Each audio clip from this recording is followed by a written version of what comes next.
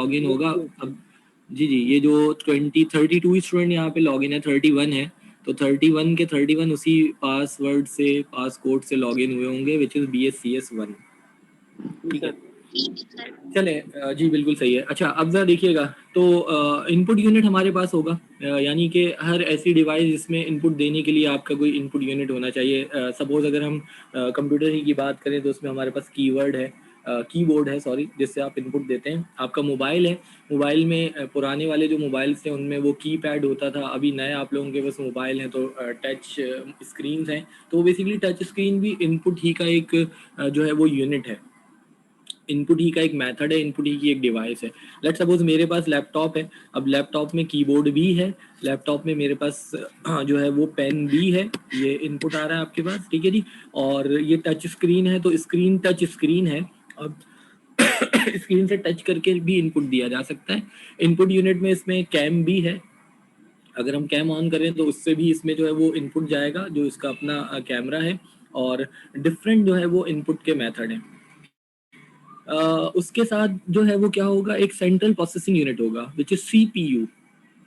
Central processing unit basically वो unit है जो कि इनपुट लेने के बाद जो है वो उसको प्रोसेस करेगा, यानी जितना भी प्रोसेसिंग का काम है। कुछ स्टूडेंट का पासवर्ड रॉन्ग आ रहा है, कुछ हो नहीं सकता भाई, पासवर्ड तो यही है। स्मॉल में लिखें, उनसे ये कहें BSCS स्मॉल में है, कैपिटल में लिखेंगे तो शायद एरर आएगा। BSCS1 है, स्क्रीन पे लिख दें, क्या स्क्रीन पे लिख दें भाई, BSCS1, स्पेस नहीं है, स्मॉल में है, ये पासवर्ड है, ठीक है जी। BSCS1 ये पासवर्ड है, लास्ट क्लास में भी आप इसी पासवर्ड से लॉगिन हुए थे, अभी भी जितने स्टूडेंट हैं वो इसी से लॉगिन होंगे। सर ग्रुप में रिकॉर्डिंग बकायदा भेजी, BSCS1 लिख रहे हैं और ओके किया तो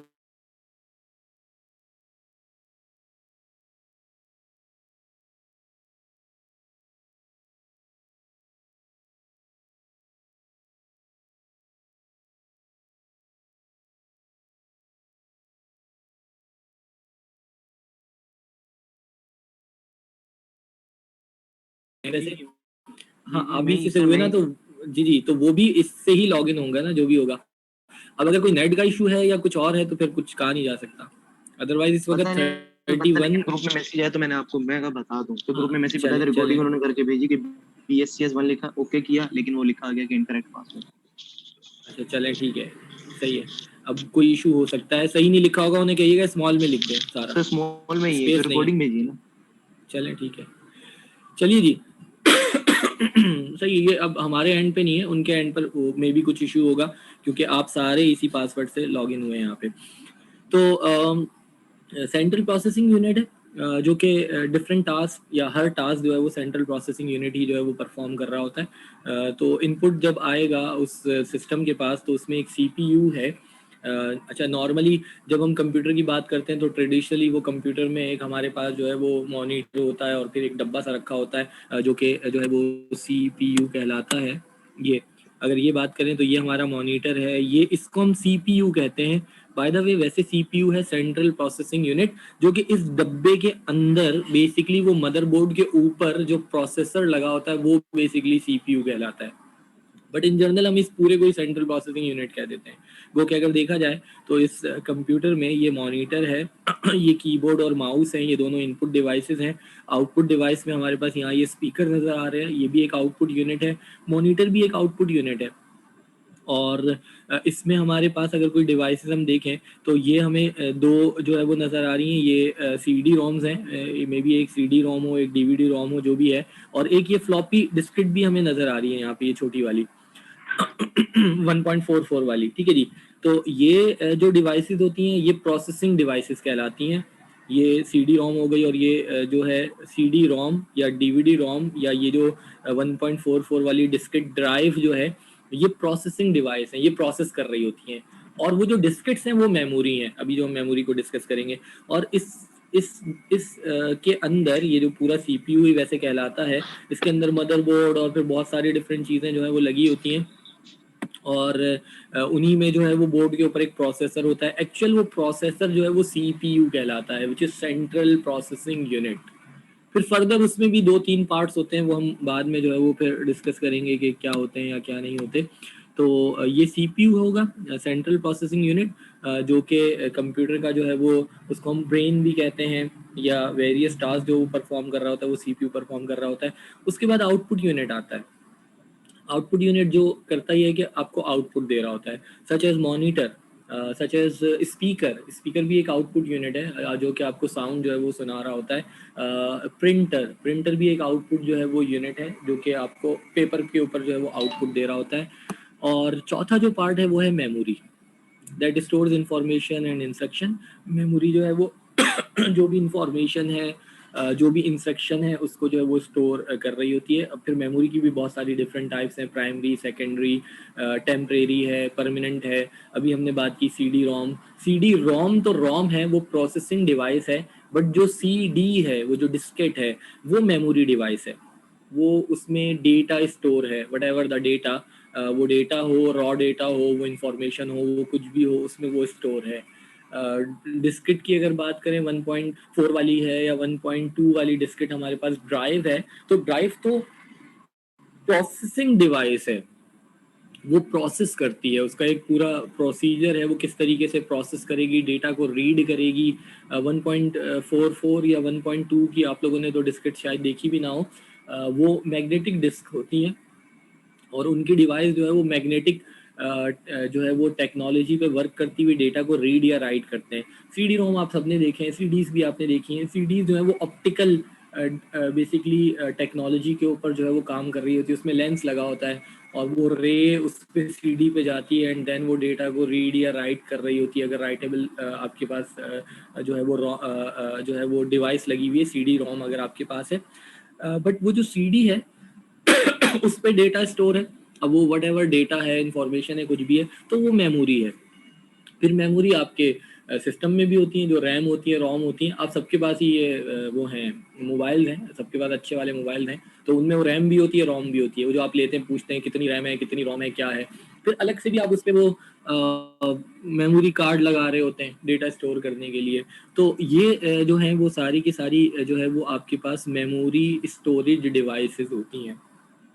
तो अगर कंप्यूटर की एनाटॉमी की हम बात करें, तो उसमें ये 4 चीज़ें होनी ज़रूरी हैं। उसकी इनपुट डिवाइस होगी, आउटपुट डिवाइसेस होंगी, या इनपुट यूनिट्स होंगे, आउटपुट यूनिट्स होंगे। सेंट्रल प्रोसेसिंग यूनिट होगा, जो कि तमाम एक्टिविटीज़ को कंट्रोल करेगा, परफॉर्म करेगा। और फिर मेमोरी यूनिट भी उसमें होना ज़रूरी है, कि वो जो भी चीज़ उसके पास आ रही है उसको वो स्टोर करवाए। कंप्यूटर के पास जब कोई भी इंफॉर्मेशन जाती है, सबसे पहले वो उसको स्टोर करता है, देन वो प्रोसेस करता है, प्रोसेस करने के बाद भी स्टोर करता है। लेट्स सपोज हम सिंपल कैलकुलेटर की बात करें, बिल्कुल सादा कैलकुलेटर जो है, सिंपल कैलकुलेटर, वो भी एक कंप्यूटर है। उसमें भी ये चारों चीज़ें मौजूद हैं। उसमें कीपैड है, आपने लिखा 2+2, या आपने लिखा 2+4, आपने 2 की प्रेस की, प्लस की प्रेस की, 4 की प्रेस की। इनपुट यूनिट आपके पास है वो जो कीपैड है। जब आप ये की प्रेस कर रहे हैं तो एक उस कैलकुलेटर की स्क्रीन है, उस स्क्रीन के ऊपर आपको लिखा हुआ नजर आ रहा है। एक ये लेट सपोज ये एक सिंपल अगर कैलकुलेटर है, तो ये सिंपल कैलकुलेटर अगर है, तो यहाँ पर ये जो है वो आपका इसका कैलकुलेटर का जो है वो कीपैड होगा। ठीक है जी। अब आपने 2 प्रेस किया, यहाँ पे 2 लिखा हुआ आया, प्लस प्रेस किया, प्लस लिखा हुआ आपको शो होगा, 4 प्रेस किया, 4 लिखा हुआ आपको शो होगा। अब ये आपका इनपुट यूनिट है, ये आपका आउटपुट यूनिट है, जो कि आपको आउटपुट दे रहा है। अच्छा, अब अगर आपने इज इक्वल टू का बटन प्रेस किया जब आपने इज इक्वल टू का बटन प्रेस किया, तो आपने इसको इंस्ट्रक्शन पास की कि अब आपको करना क्या है, यहाँ जो कुछ भी इनपुट दिया गया है इसको प्रोसेस करना है। होगा क्या कि रिजल्ट में आपको वो क्या शो करेगा, रिजल्ट में वो आपको जो है वो शो कर देगा 6। अच्छा, जब आपने 2 की प्रेस की, स्क्रीन पे 2 लिखा हुआ नजर आया। ये सिर्फ स्क्रीन पे 2 लिखा हुआ नजर नहीं आया, जब आपने 2 की प्रेस की तो इस कैलकुलेटर में, अगर ये सिंपल कैलकुलेटर भी है ना, अब तो प्रोग्रामेबल कैलकुलेटर वगैरह भी आ रहे हैं, साइंटिफिक जो हैं, काफ़ी अच्छे अच्छे कैलकुलेटर हैं। तो जब आपने 2 प्रेस किया, स्क्रीन पे तो 2 लिखा हुआ नजर आया। ये स्क्रीन सिर्फ एंड यूज़र की हेल्प के लिए है, आउटपुट यूनिट है, ताकि एंड यूज़र को नज़र आए कि बेसिकली जो है वो क्या टास्क परफॉर्म कर रहा है। अगर ये लिखा हुआ नजर ना आए, लेट सपोज आप बहुत बड़े बड़े नंबर्स लिख रहे हैं, वो अक्सर होता ही है कि नंबर जो है वो पैड को टाइप करते हुए हम एक डिजिट आगे पीछे कर देते हैं। आप लोग ऑलमोस्ट सारे प्री इंजीनियरिंग के होंगे, हो सकता है एक आध प्री मेडिकल का स्टूडेंट हो यहाँ पे। तो आप लोग जब करते हैं तो फिर आप उसको दोबारा चेक कर रहे होते हैं, अच्छा यार सही लिखी है कैलकुलेशन या नहीं लिखी। तो ये तो आपकी हेल्प के लिए है। अब जब आपने 2 प्रेस किया, स्क्रीन पे तो 2 लिखा हुआ नजर आया, बट इस कैलकुलेटर में मेमोरी है, वहां उस मेमोरी में 2 जाके स्टोर हो गया कि यूजर ने की प्रेस की है इस नंबर की 2 की, वो 2 वहां जाके स्टोर हो गया। फिर जब आपने प्लस प्रेस किया तो मेमोरी में जाके प्लस स्टोर हो गया। फिर जब आपने 4 प्रेस किया तो मेमोरी में जाके 4 स्टोर हो गया। ये मेमोरी में स्टोर होंगे, ये आपकी कंप्यूटर की मेमोरी होगी। उस कंप्यूटर की मेमोरी में जो है वो ये 2 स्टोर हो गया, प्लस स्टोर हो गया, 4 स्टोर हो गया। उसके बाद अगर आपने इज इक्वल टू का बटन प्रेस किया तो अब कंप्यूटर के प्रोसेसर को, जो उसका सीपीयू है, उसको पता चला कि इज इक्वल टू का मतलब उसे ये पता है कि इससे पहले जितनी भी की प्रेस हुई हैं, जितनी भी इससे पहले जो इंस्ट्रक्शंस दी गई हैं, अब उन सबको प्रोसेस करना है। तो मेमोरी में जाएगा, देखेगा पहले 2 है, फिर प्लस है, फिर 4 है, सिर्फ 2 ही हैं। अगर और भी होता तो मे बी आप यहाँ पर -3 मल्टीप्लाई बाय वट एवर जो भी है। अब वो इसको प्रोसेस करेगा, यानी इसको प्रोसेस किया, इन दोनों को ऐड किया, ऐड करने के बाद इसका रिजल्ट आया, रिजल्ट भी मेमोरी में स्टोर होगा।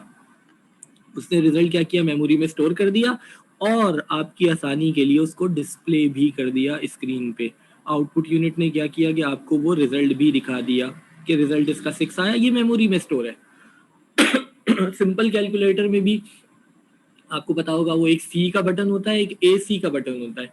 क्लियर का बटन होता है सी, सी इसको क्लियर करेगा। ए सी का मतलब होता है क्लियर ऑल। क्लियर ऑल क्या करता है, पूरी मेमोरी में से सब कुछ आपका वैनिश कर देगा, सब कुछ क्लियर कर देगा। और वो साइंटिफिक सिंपल कैलकुलेटर में तो आप बैक में खैर नहीं जा सकते थे, बट अब आपके जो ये साइंटिफिक कैलकुलेटर वगैरह हैं, अच्छे वाले कैलकुलेटर हैं, तो इसमें आपने 2 3 4 जितनी भी कैलकुलेशन करते रहे, तो आप क्या करते हो, उसमें भी वो एक बैक का बटन होता है, जाके आप वो पुरानी कैलकुलेशन भी देख लेते हो कि इससे पहले क्या किया, इससे पहले क्या किया, इससे पहले क्या किया। और अगर आप क्लियर ऑल करेंगे तो फिर वो सारा क्लियर हो जाएगा, फिर आपको वो नहीं मिलेगा, मेमोरी से क्लियर कर देगा। तो ये जो एक कैलकुलेटर है ना, ये भी एक कंप्यूटर है, ठीक है जी। क्योंकि ये इन चारों यूनिट्स को कंसिस्ट करता है। तो जो भी डिवाइस, ये 4 यूनिट होगा, उसमें सेंट्रल प्रोसेसिंग यूनिट होगा और उसमें मेमोरी होगी, तो वो एक जो है वो क्या है, एक कंप्यूटर ही की काइंड है या कंप्यूटर ही की टाइप है, या हम उसे कहेंगे कि वो कंप्यूटर है। तो कंप्यूटर के लिए ये 4 पार्ट्स होने जो है वो लाजमी है, ठीक है जी। तो ये तो एनाटॉमी है कंप्यूटर की। अच्छा, अगर इसी को हम कंपेयर करें ह्यूमन से, हमने लास्ट क्लास में बहुत ज़्यादा डिस्कशन भी की थी और हमने बात की थी कि ह्यूमन किस तरीके से थिंक करता है, और वहाँ पर भी हमने यही सारी बातें की थी कि वो ह्यूमन जो है वो इनपुट ले रहा है। लेट सपोज हमने बात की कि वो कीवी है, आपकी आई ने उसको देखा, देखने के बाद वो आपके ब्रेन में गया। हमने एक जस्ट एग्जांपल ली कि ब्रेन जो है वो बहुत बड़ी से एक शेल्फ है, मे बी अलमारी है, जिसमें बहुत सारे डिफरेंट शेल्फ हैं। वो वहाँ जाएगा, वहाँ जाके सर्च करेगा, सर्च करके ढूंढे, सर्च करेगा, मिल गया, उसके साथ बहुत सारे एट्रीब्यूट्स ऐड होंगे, इंफॉर्मेशन उसके साथ ऐड होंगी, देन वो सारी इंफॉर्मेशन जो है वो आपका ब्रेन आपको जो है वो दे देगा। तो इस तरीके से, और वो थिंकिंग के प्रोसेस की हमने बात की थी, और उस पर फिर कुछ आप रिएक्ट करेंगे। लेट सपोज कीवी की बात लोगों ने कहा नहीं खाया, क्योंकि उससे पहले जो कीवी की डिस्कशन हो रही थी वो बर्ड कीवी की बात हो रही थी, तो ज्यादातर का जो जहन था वो उसी वक्त वो वहीं पे घूम रहा था। वो उनका जो शेल्फ था वो बर्ड के उसमें घूम रहा था, और फिर कीवी से रिलेटेड जो एट्रीब्यूट्स थे, जो उसकी प्रॉपर्टीज थी, उसमें खाने वाली कोई प्रॉपर्टी नहीं थी कि कीवी को हम खा भी सकते हैं। लेट सपोज चिकन की बात करें, किसी और बर्ड की बात करें, तो आप जब उसका नाम सुनेंगे, लेट सपोज मैं आपसे कहूँ कि डक है, और अब अगर बतख की बात की जाए, चिकन की बात की जाए, किसी और बर्ड की बात की जाए, तो ठीक है, जब आपके कानों ने उसे सुना, इनपुट यूनिट आपके एयर में है, आपने सुना और वो आपके सेंट्रल प्रोसेसिंग यूनिट में गया, वो वहाँ जाके सर्च हुआ, मिल गया, एकदम आपके जहन में उसकी पिक्चर आ जाएगी। अगर मैं कहूँ डक, तो डक एकदम पिक्चर आ जाएगी। पीयू था, उसने एक और कीवी भी सर्च करके दिया जो कि एक फ्रूट है और वो खाया भी जा सकता है। अच्छा, फिर जब बात हुई कि अच्छा फ्रूट है, तो फिर बहुत सारों के प्रोसेसर उस तरफ चले गए। अब उन्होंने कहा हाँ हाँ फ्रूट है, देखा था, खाया भी है, खट्टा सा होता है, थोड़ा सा लाइट ग्रीन सा होता है, उसको अगर कट किया जाए तो अंदर से। और यहाँ पे तो खैर जितनी भी मैंने तो जब भी कीवी खाया वो खट्टा ही होता है, ठीक है, कभी मीठा कीवी मिला नहीं, पता नहीं होता भी है या नहीं। तो ठीक है, वो एट्रीब्यूट्स जो है वो सारे के सारे उसके साथ आ गए। तो अगर कंप्यूटर और ह्यूमन को हम यहाँ पर कंपेयर करें तो यहाँ भी ऐसे ही है। इनपुट के लिए ह्यूमन में हमारे पास वो 5 सेंसेस हैं, अभी हमने बात की, आईज हैं, एयर्स हैं, हमारी टंग है वो भी इनपुट लेती है, जो हमारे पास डिफरेंट टेस्ट आएगा उसके लिए, और बाकी भी इनपुट यूनिट हमारे पास जो 5 सेंस हैं वो पांचों के पांचों सेंस हमारे पास आ जाएंगे। टच है और ये सारे के सारे हैं। लेट्स सपोज हमने लास्ट टाइम ही बात की थी कि अगर किसी गर्म चीज़ को आपका हाथ टकराता है तो इनपुट जाएगा। वो हमने कहा था कि न्यूरॉन्स की हम बात कर रहे थे ना, पूरी बॉडी में न्यूरॉन्स है, वो न्यूरल नेटवर्क की बात हो रही थी। वो यहाँ पे कौन साहब थे, नाम मैं भूल गया, अरसलान ये शायद पता नहीं बोल रहे थे या कौन बोल रहा था, एआई कर रहे थे, तो वहाँ से फिर हमने वो न्यूरल नेटवर्क्स की और उसकी बात की थी। तो अगेन वो टच किया, वो न्यूरॉन्स ने पिक किया, वो आपके ब्रेन में गया, बेसिकली सेल सिग्नलिंग होती है। आपका जो पूरी ह्यूमन बॉडी है ना, उसकी पूरी ह्यूमन बॉडी में हर जगह सेल्स ही सेल्स हैं, और ये जो सेल्स हैं ना ये सिग्नल्स जनरेट करते हैं, जिनको हम सेल सिग्नलिंग कहते हैं। तो ये जो सिग्नल्स होते हैं ना, ये इसी से इनपुट जो है वो ले रहे होते हैं, यही आपका पिक करता है, पिक करने के बाद वो न्यूरॉन को देता है, एंड देन वो सिग्नल जो है वो ब्रेन तक जाता है। और वो न्यूरॉन में जो सिग्नल ट्रैवल करता है ना, वो बहुत ही माइक्रो सेकंड्स में करता है, ठक करके वो आपके ब्रेन में पहुंच जाता है, एंड देन ब्रेन उसको प्रोसेस करके जो भी उसका आउटपुट होता है वो आउटपुट देता है। गर्म चीज़ को हाथ लगाएंगे, एकदम आपका हाथ पीछे चला जाएगा। अच्छा, वो हाथ पीछे एकदम आपने पीछे क्यों किया, एकदम हाथ आपने क्यों हटाया, आपके ब्रेन ने आपको कहा कि भाई गर्म है, मतलब और वो एकदम रिएक्ट हुआ और आपने जो है वो हाथ एकदम पीछे कर लिया। तो ह्यूमन और कंप्यूटर को अगर अब हम कंपेयर करें तो इनपुट यूनिट जो है वो हमारे पास ह्यूमन में है, ये 5 सेंसेस हैं। सेंट्रल प्रोसेसिंग यूनिट जो है वो ब्रेन है। अभी हमने बात की कि वो कंप्यूटर का ब्रेन ही होता है, सीपीयू, विच इज़ द वो माइक्रोचिप जो प्रोसेसर है, ह्यूमन में भी वो है, वो ब्रेन है। आउटपुट यूनिट हमारे बॉडी पार्ट्स हैं, हमारे हैंड हैं, हमारे लेग्स हैं, हमारे जो है वो टंग है, ये सारे के सारे जो है वो क्या है, हमारे आउटपुट यूनिट्स हैं। इनपुट की बेस पे ये जो है वो फिर एक्शंस परफॉर्म कर रहे होते हैं, आउटपुट जो है वो हमारा आ रहा होता है। मेमोरी वो ह्यूमन मेमोरी है। तो ह्यूमन में भी ये चारों चीज़ें हैं, बेसिकली ह्यूमन में तो पहले से ही है ना, उसी पे बेस करते हुए ये बात भी हमने लास्ट डिस्कशन में की थी कि वो जो कंप्यूटर है उसको बिल्कुल वैसा ही बनाया जा रहा है जिस तरीके से का ह्यूमन है, कि वो बिल्कुल उसी तरीके से इंफॉर्मेशन को इनपुट भी ले। पहले कंप्यूटर में क्या था, सिर्फ कीबोर्ड माउस, कीबोर्ड से आपने टाइप करके इनपुट दे दिया, माउस फिर आया, तो इंटरेक्टिव इन्वायरमेंट जब आई, जब हमारे पास जो है वो GUI आया, GUI which is graphical user interface। जब GUI आया, ग्राफिकल यूजर इंटरफेस, तो फिर था कि ग्राफिकल यूजर इंटरफेस है तो अब ग्राफिकल इंटरफेस था। पहले कमांड लाइन पे ही सारा वर्क होता था। अब बिल्कुल हिस्ट्री में जाएंगे तो खैर बिल्कुल ही डिफरेंट सिनेरियोस था। जब ये वाला ये जो अब हमारे पास कंप्यूटर है ये आया, तो कमांड लाइन पे इनपुट दिया करते थे, कमांड लाइन इनपुट CLI, ये बेसिकली डॉज में डिस्क ऑपरेटिंग सिस्टम या लिनक्स या यूनिक्स वगैरह, ये जो थे कमांड लाइन थे। फिर लिनक्स तो बाद में GUI भी आ गई। फिर विंडोज़ में हमारे GUI में जो है वो विंडोज़ आ गया।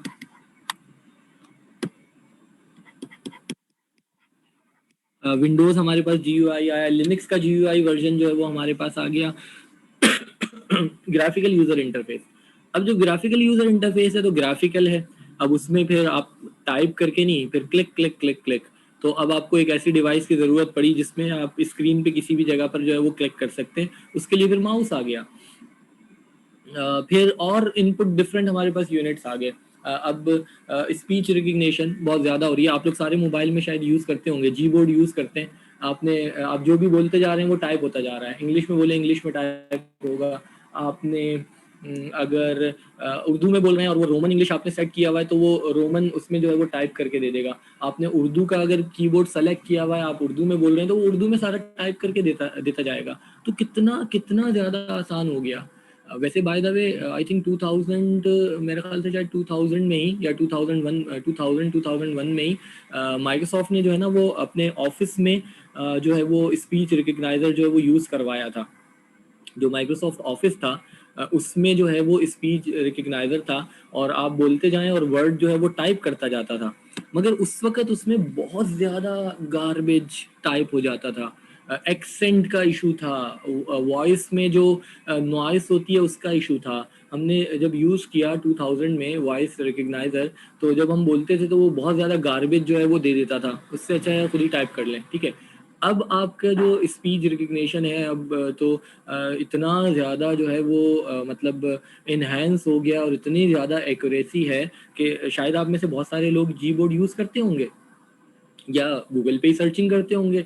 अब क्या ये सारे बच्चे ही कर रहे होते। मेरी बेटी है छोटी सी, अब तो खैर वो 5 साढ़े 5 साल की हो गई, टाइप वाइप तो कर ही लेती है, मतलब बहुत सारी उसको स्पेलिंग्स वगैरह और ये चीज़ें आती हैं, मतलब मगर फिर भी वो जब से मोबाइल यूज़ कर रही है वो गूगल पे या यूट्यूब पे वो वॉइस सर्चिंग करती है।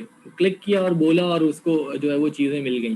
तो अब वो वॉइस सर्चिंग भी हो रही है। तो अगेन वो भी इनपुट का जो है वो एक मेथड है। तो वो हमारे पास है। तो खैर डिफरेंट डिफरेंट मेथड्स हैं, बहुत सारे डिफरेंट मेथड। तो वो ह्यूमन को देखते हुए जो है क्योंकि हमारा भी जो है वो इनपुट अगर हम एयर से ले रहे हैं तो वो साउंड ही है और वही सारी चीज़ें आ रही हैं। तो उसी चीज़ को जो है वो यहाँ पे इन्होंने किया हुआ है कि आप कंप्यूटर को जो है वो बोल के भी जो है वो इनपुट जो है वो दे सकते हैं। इवन देन के अगर हम जो है वो ब्रेन कंप्यूटर इंटरफेस की बात करें, बीसीआई, जो कि वो एआई की लास्ट टाइम बात हुई थी, तो बीसीआई तो बहुत पुरानी फील्ड है। अब तो इसमें इतना इतना इतना काम हो गया है कि शायद ही कुछ बचा हो। तो जो लॉक इन पर्सन होते हैं सॉरी, जो लॉक इन स्टेट में पर्सन हैं, जो बिल्कुल हिलजुल नहीं सकते, बोल भी नहीं सकते, कुछ भी नहीं कर सकते, यानी बिल्कुल पैरालाइज हैं, तो उनके लिए जो है वो बीसीआई यूज होता है। शायद आप लोगों ने देखा हो, वो एक जो है वो कैप सा होता है, उसके साथ कुछ वायर्स वगैरह लगी होती है, मूवीज वगैरह में देखा होगा, वो पहना देते हैं। तो अब वो जो बीसीआई है, ब्रेन कंप्यूटर इंटरफेस, तो ये ब्रेन कंप्यूटर इंटरफेस क्या करता है, जो लॉक इन पर्सन हैं, जो पैरालाइज पर्सन हैं, वो अपनी इन्वायरमेंट को इजीली कंट्रोल कर सकते हैं बीसीआई से। और अभी से नहीं कर रहे, बीसीआई तो 70s में इनिशिएट हुआ था और 90s और 2000 में बहुत ज़्यादा मेच्योर हो चुका है। जस्ट वो उन्होंने कैप पहनी हुई है जिसके साथ वो डिफरेंट वायर्स हैं। अब यहाँ पर भी सेल्फ सिग्नलिंग काम करती है, वो सिर्फ सोचते हैं। वो जो माइंड में सोचेंगे कि टीवी ऑन करना है, टीवी ऑन हो जाएगा, फैन ऑन करना है, एसी ऑफ करना है, ये करना है, वो करना है, वटएवर, वो अपने माइंड में सोच रहे हैं और उसी की बेस पे जो है वो अपनी इन्वायरमेंट को कंट्रोल कर रहे हैं। तो बीसीआई में ये होता है। स्टीफन हॉकिंग का सुना होगा ना, बिल्कुल ही पैरालाइज था और उसने पूरी पूरी बुक्स लिखी। कैसे लिखी? आई की मूवमेंट से। वो आई की मूवमेंट से उसने जो है वो सारी अपनी इन्वायरमेंट को कंट्रोल करना, लोगों से बात करना, बुक्स उसने राइट की, थ्योरीज उसने दी और पता नहीं क्या कुछ किया। और वो सारा का सारा जो है वो सिर्फ उसकी एक आई की मूवमेंट थी और उसके अलावा जो है वो कुछ भी नहीं था। और बीसीआई वगैरह को जो है वो यूज़ किया। तो ये ह्यूमन ही की जो चीज़ें थी, इनपुट आउटपुट, और किस तरीके से उसका सेंट्रल प्रोसेसिंग यूनिट जो है वो वर्क करता है, किस तरीके से मेमोरी जो है वो वर्क करती है, उसी चीज़ को जो है वो ट्रांसलेट जो है किया गया कंप्यूटर में। एक मिनट रुकिएगा।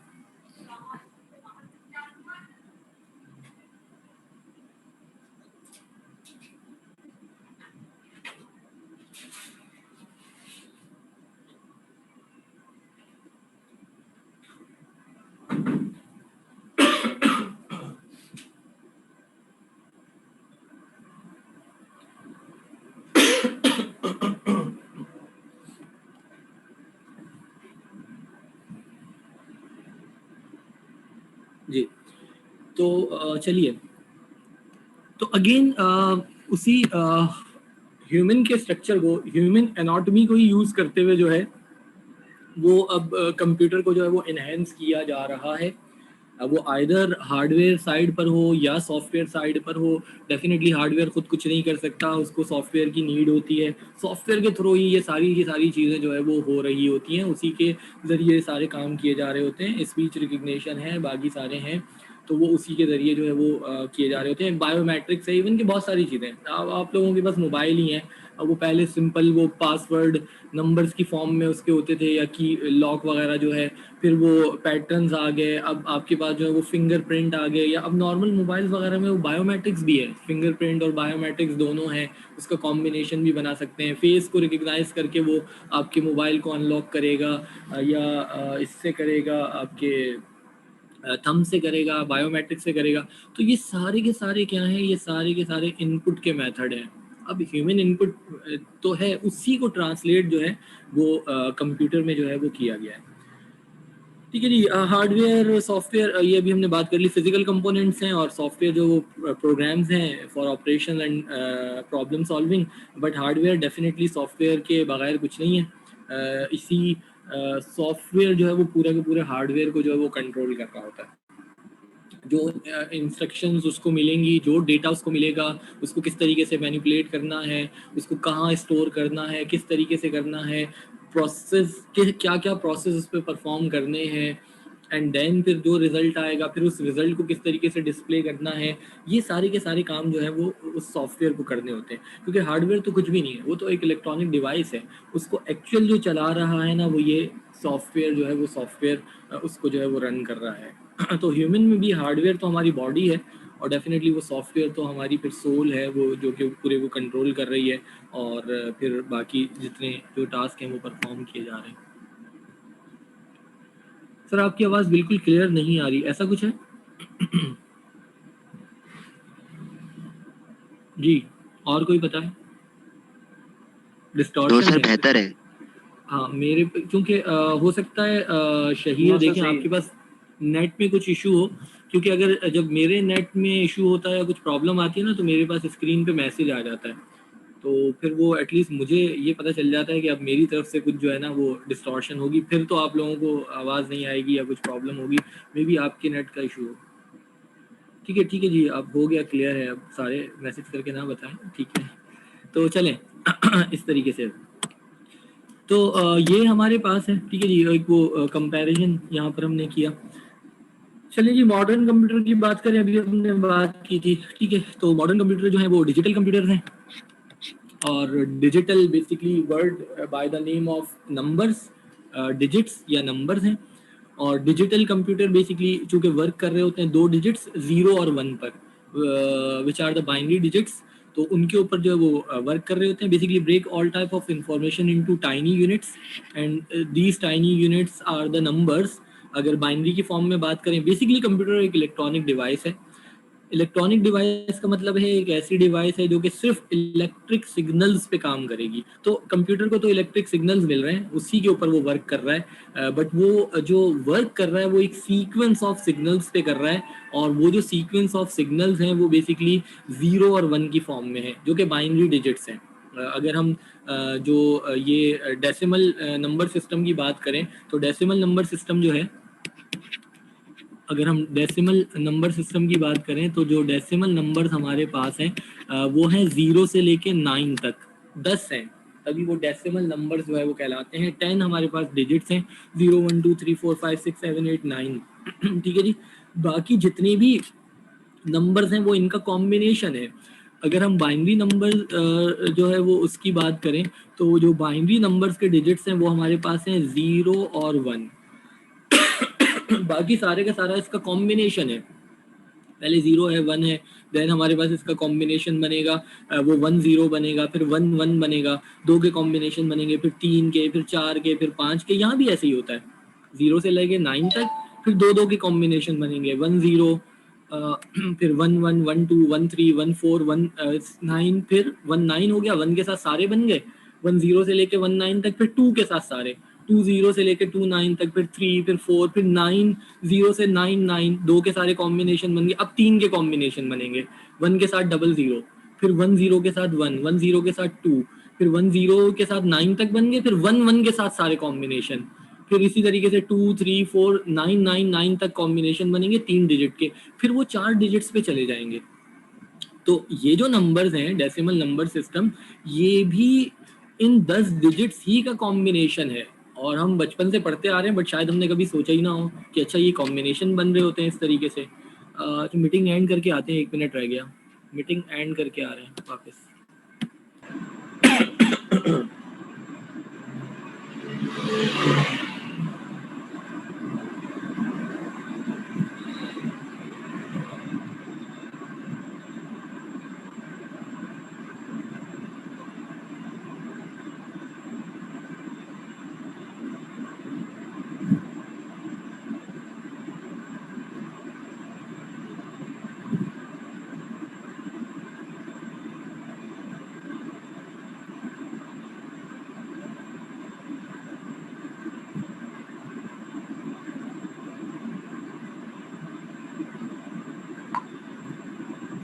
अच्छा, आपकी सीआर ने बेसिकली लिंक भेजा था, इन्होंने बहुत अच्छा काम किया कि 11:09 पे लिंक भेज दिया। मैंने अपना व्हाट्सएप वगैरह चेक नहीं किया था, बट उस लिंक में ना पास कोड में FUST वाला FUST ही आ रहा है, वही पुराना कोड, बट मैंने चेंज किया था, तो आप उसको एडिट कर देते। खैर अब मैंने एडिट कर दिया है। नेक्स्ट अगर कभी भी आप इसको रेप्लिकेट करें तो ये वाला कीजिएगा जो नया है, ठीक है। सीआर दोनों देख सुन लीजिएगा। अरे ये तो कोड सर की वजह से विदाउट मसला पासपोर्ट आ रहा अगर है कुछ कर मोबाइल दें में।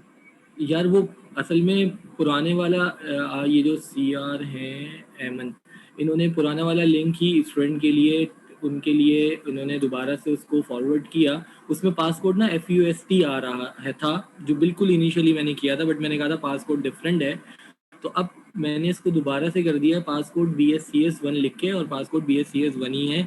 अभी आप लोग 28 स्टूडेंट जो लॉगिन हुए हैं वो इसी पासकोड पे हुए ना भाई, BSCS1 पे, यस ऐसे ही सर। है ना? तो बाकियों को भी होना चाहिए। अब अगर नहीं हो पा रहे तो सर मे मैं ये भी कह रहा हूँ कि अगर विदाउट पासपोर्ट मतलब पासपोर्ट हटा दें, नहीं ये ऐसा तो हम नहीं है। लोगों ने ज्वाइन करा पासकोड बिल्कुल आप लोगों ने ही ज्वाइन करना है, मगर ये तो रिक्वायरमेंट है उसकी, अपना जूम की, इसके बगैर हो नहीं सकता। जब आप लिंक जनरेट करेंगे ना, तो वो पासकोड या तो ऑटो जनरेट करता है या आप खुद दे दें, तो वो 2 ऑप्शन है। ये नहीं है कि आप पासकोड हटा दें, हटा नहीं सकते, उसकी रिक्वायरमेंट है। जब आप लॉगिन होंगे तो आपको वो पासकोड देना पड़ेगा। अब हम इसको कुछ नहीं कर सकते, ये जूम की साइट पर है, ठीक है जी, वो होना ज़रूरी है। ठीक है, पासवर्ड तो आप अपने ईमेल में भी आप बोलेंगे यार मैं ही यूज़ करता हूँ हमेशा, तो ऐसा नहीं है। खैर, तो वो जो है किया जा सकता है। तो पासकोड जो है वो लाजमी हिस्सा है उसका। अब मैंने इसी को एडिट करके दोबारा भेज दिया, अभी देखा तो FUST था, कॉपी करके उसको पेस्ट करते हुए पासकोड मैंने चेंज कर दिया। तो नेक्स्ट टाइम यही यूज़ कीजिएगा। बाकी आप लोग सभी इसी पासकोड से जो है वो लॉगिन हो चुके हैं। चले, अच्छा, बात हम ये कर रहे थे कि कॉम्बिनेशन ही बन रहे होते हैं। तो जो कंप्यूटर है ना वो भी इसी पे वर्क करता है, और वो 0 1 पे वर्क कर रहा होता है। कंप्यूटर इलेक्ट्रॉनिक डिवाइस है, इलेक्ट्रिक सिग्नल्स पे काम करती है, और ये 0 और 1 पे करती है। अच्छा, इन जर्नल पता होता क्या? इन जर्नल हम ये कहते हैं 0 का मतलब है ऑफ और 1 का मतलब है ऑन। ऑन ऑफ पे काम हो रहा होता है। बट होता ये कि सर्टेन लेवल जो है ना वो सिग्नल का होता है। लेट सपोज 5 वोल्ट और 10 वोल्ट, या लेट सपोज 2 वोल्ट और 4 वोल्ट। तो इस पे जो है वो काम कंप्यूटर जो है वो कर रहा होता है, उसको वो 0 1 0 1 की फॉर्म में ले रहा होता है, और फिर वो हमारे पास पूरा जो है वो सीरीज है, सीक्वेंस है, सीक्वेंस ऑफ डिजिट्स हैं, और वो लेके जो है वो काम किया जा रहा होता है। अगेन आपने एक ही की प्रेस की, आपने कीबोर्ड से तो एक ही की प्रेस कर दी, कंप्यूटर को नहीं पता ए क्या है। अब वो कीबोर्ड से जब आपने की प्रेस की तो इसका एक जो है वो क्या है, एस की कोड है। ये चीज़ें हम आगे जाके पढ़ेंगे भी। इसका जो है ना वो एक एस की कोड है ए का। अब कैपिटल ए जो है वो शायद 65 है, अगर पता नहीं स्मॉल का है कैपिटल का है, मुझे याद नहीं। ठीक है जी, 65 शायद स्मॉल का है, 65 आई थिंक स्मॉल का है। कैपिटल का शायद 92 है, 94 है, या ऐसा कुछ है, मुझे याद नहीं आ रहा। ठीक है जी।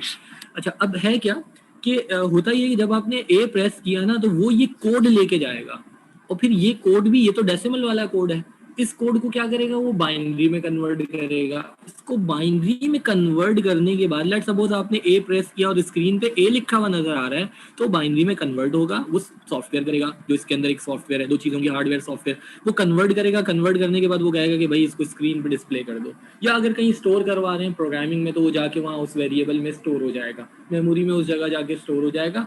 वहाँ पे भी वो उसका एसटी कोड के रिस्पेक्ट से उसको स्टोर करेगा। अगर आप लेट सपोज कुछ नंबर्स को ऐड ही कर रहे हैं, आपने लिखा 2+4, 2 का अलग एसकी कोड है, वो चला गया, 4 अलग है, वो बाइनरी में कन्वर्ट हुए, देन वो ऐड हुए, ऐड होने के बाद जो रिजल्ट होगा वो भी बाइनरी में ही देगा कंप्यूटर। और फिर आपका जो सॉफ्टवेयर होगा डेफिनेटली वो आपका ऑपरेटिंग सिस्टम है जो पूरी सारी चीज़ों को ऑपरेट कर रहा है, वो ऑपरेटिंग सिस्टम क्या करेगा, उसका जो भी रिजल्ट होगा देन उसको दोबारा से कन्वर्ट करेगा, उसका एसकी कोड उठाएगा, 6 का जो भी एसकी कोड है वो स्क्रीन के ऊपर आपको उसकी इमेज आपको प्रिंट कर देगा कि 6 आपको जो है वो स्क्रीन पे मिल जाएगा। तो काम जो है वो जो मॉडर्न कंप्यूटर हमारे पास हैं, जो डिजिटल कंप्यूटर हमारे पास हैं, उनमें इस तरीके से काम हो रहा होता है। ये जितने कैलकुलेटर हो गए, मोबाइल्स हो गए, ये सारे हो गए, ये सारे के सारे जो हैं वो क्या है, मॉडर्न कंप्यूटर ही हैं। बल्कि ये जो अभी आजकल आप लोगों के जो हाथों में मोबाइल हैं, ये तो अगर आज से 20 साल पहले वाले कंप्यूटर की बात कर लें, 20 साल भी बहुत हो गए, तो उससे कहीं ज़्यादा एफिशिएंट जो हैं वो आपके ये कंप्यूटर्स हैं जो कि आपके पास मोबाइल है आपके हाथ में। अगर हम 2000 की बात करें, अगर अपनी इन्वायरमेंट की भी बात कर लें, तो 2000 से पहले तो हमारी इन्वायरमेंट में कुछ भी नहीं था। लोगों के पास कंप्यूटर, इक्का दुक्का लोगों के पास कंप्यूटर हुआ करते थे, और उस वक्त यहाँ पर मार्केट में शायद पेंटियम 1 या 2 तो आ गया था, 1 तो डेफिनेटली आ ही गया था, शायद पेंटियम 2 भी आ गया हो 2000 की अगर बात करें, ठीक है जी। तो वो क्या थे, पेंटियम 1 की अगर हम बात करें, तो पेंटियम 1 तो जो है वो 133 मेगाहर्ट्ज़ या 166 मेगाहर्ट्ज़ या 233 मेगाहर्ट्ज़। आपके पास ये जो मोबाइल्स हैं पता नहीं कितने गीगाहर्ट्ज़ के होते हैं, 1.2 1.4 और पता नहीं क्या-क्या। और वो जो पेंटियम थे उनमें मेमोरी भी कितनी होती थी, उसमें मेमोरी होती थी 64 MB, 128 तो कभी सुनी नहीं, ठीक है जी। अब लेट सपोज अगर मैं अपनी बात करूं, मैंने सिस्टम बाय किया 92-93 में, तो 92-93 में मैंने उस वक्त बिल्कुल लेटेस्ट आया था 486DX4। 486DX4 जो था वो 66 मेगाहर्ट्ज़ पे था, 66 मेगाहर्ट्ज़। मेमोरी इसमें पता है कितनी थी, इसमें मेमोरी थी 2 MB की, 2 MB की मेमोरी थी। हार्ड डिस्क जो थी ना वो 1.2 GB की थी। और जो जो जो लोग कंप्यूटर को जानते थे, या हमारी लोकेलिटी में तो खैर एक घर और था जिसके पास सिस्टम था, और फिर मैंने सिस्टम लिया, तो वो बोलते थे यार 1.2 GB, क्योंकि उस वक्त मार्केट में, बाय द वे जब मैं लेने भी गया सिस्टम, बेसिकली वो पहले बुक करवाया एंड देन जाके उसकी डिलीवरी हुई। तो जब वो सिस्टम बुक करवाया था तो उस वक्त जो है वो 840 जो है वो MB की हार्ड डिस्क पे वो सिस्टम मैंने बुक किया था, 840 MB की हार्ड डिस्क पे। बट जब मैं डिलीवरी लेने गया तो वहाँ पर मुझे बताया गया कि भाई बिल्कुल नई नई आई है 1.2 GB की हार्ड डिस्क, और अगर आपको ये चाहिए तो आपको इतने, आई थिंक 2000 3000 कुछ था, वो कह रहा था कि आपको एक्स्ट्रा जो है वो पे करने होंगे। तो अच्छा, मैंने कहा हाँ 840 यार, ये तो इससे डबल है, तो डबल से भी ज़्यादा है, ठीक है तो सही है चलेगा। नहीं 840 नहीं था, 540 था, 540, हाँ 840 नहीं 540 की हार्ड डिस्क थी, 540 MB की। तो मैंने कहा हाँ ठीक है, ये तो इससे डबल से भी ज़्यादा है, सही है, इतने नहीं है, यही वाली हार्ड डिस्क चाहिए। तो ये हार्ड डिस्क लगवाई थी, बिल्कुल लेटेस्ट उस वक्त 1.2 GB की हार्ड डिस्क थी, 2 MB। 93-94 की बात करें, अच्छा यही सिस्टम मैंने तो 98 तक यूज़ किया। हाँ ये ज़रूर था, इसमें विंडोज़ 3.1 थी, डॉस बेस था। विंडोज़ जो थी वो 3.1 थी, देन 3.11 आई, 3.11 भी इस पे चलती रही। जब विंडोज 95 आई, जब विंडोज 95 आई तो अब विंडोज 95 चाहिए थी, तो पता ये चला कि 2 MB में विंडोज 95 जो है ना वो इंस्टॉल नहीं होगी, 4 MB चाहिए। तो विंडोज 95 के लिए जो है ना वो 4 MB रिक्वायर्ड थी। तो फिर ठीक है, हमने कहा चलो भाई 4 MB कर लेते हैं। 2 MB की एक चिप लगी हुई थी, एक चिप 2 MB की और लगा दी, तो 4 MB हो गया। एंड देन उसी सिस्टम में विंडोज 95 हमने इंस्टॉल किया और विंडोज 95 हमने यूज़ किया। CD रोम तो होती नहीं थी, विंडोज 95 1.44, ये 1.44, इस तरह की 12 डिस्किट्स पे थी। 12 डिस्किट्स का पैकेज आता था, बॉक्स पैक। 12 डिस्किट, एक डिस्क लगाई, फिर दूसरी, फिर तीसरी, फिर चौथी इंस्टॉल करने के लिए। 12 डिस्किट का पैकेज था।